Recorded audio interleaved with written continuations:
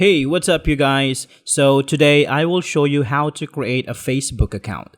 So, this is going to be very easy, so let's start. So, first, let's open Facebook.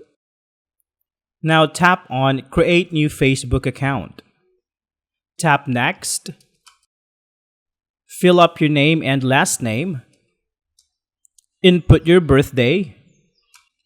Choose your gender and tap Next. For this part, there are two ways you can sign up for Facebook. You can use your mobile number, or you can also use your email address. But for this one, let's use our phone number. Tap Next and create your password.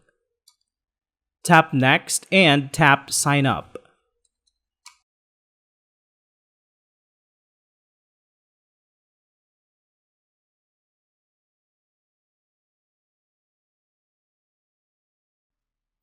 Now you can add your profile picture.